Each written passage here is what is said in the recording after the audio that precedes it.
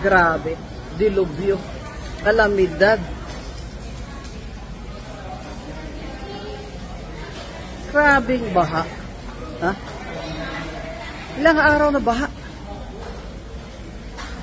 Isipin mo, may gobyerno ba tayo? Nasa rin mga rescue boat, Pinakita ba kayong mga yan sa mga Marikina River? Mga light boats? Wala akong nakita. Kaya, pagtatanong ka talaga, saan napunta ang bilyon-bilyon na funds para sa flood control? Bilyon hindi milyon Flood control, billions of funds. At parang ito yung baha na hindi ko narinig na may abiso, merong warning. Kasi nga, yung weather, bureau, halos naputulan na ng dalawang paa, putulan pa ng dalawang kamay nung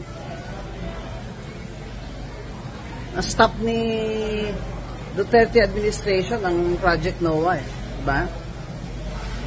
Kaya yan ang problema talaga. Kung iba yung priority. Ilang beses ba tayo binabagyo bawat taon?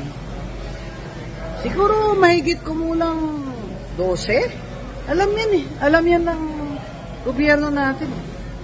Ngayon, magkano sa ekonomiya ang cost ng bagyo na yan? At ang cost sa lives, di ba? Bakit? Taon-taon hindi prepared? Kasi kung saan naman nilalagay yung pera yung gobyerno. Ang dami kasi mga corrupt o para reclamation. Lahat, bibigay ng permit sa reclamation. Reclamation na reclamation. Talagay nyo, yung mga corrupt, walang kita dyan. Sa pahintulot lang, permission, license na mag-reclamation sila. May datong sila dyan. O ikaka-reclamation nila, saan ba pupunta yung tubig? Diba? Baba talaga. Pwede bahang-baha sa Maynila. City of Manila. Diba? Yun naman sa Quezon City, nandun kasi yung dam. Diba? Pero naman, taon-taon, ganun. Alam na natin yun. Hindi naman ang solusyon ay ililikas lang yung mahirap. Yan ang solusyon. Taon-taon, ganun na lang. Abay, mag-isip-isip naman po kayo. At ang laki ng sweldo nyo dyan. Ang lalaki ng mga pondo dyan. Asan na po yung flood control ng funds? Dapat po, suriin yan ng Committee on Appropriations sa ng ating Senado. Kung hindi po ninyo kaya ay ikontrata po ninyo sa marunong ng mga kumpanya niyan. Bakit yung ibang bansa? Kinakaya naman nila, kahit bahain sila, namimitigit nila, kumbaga.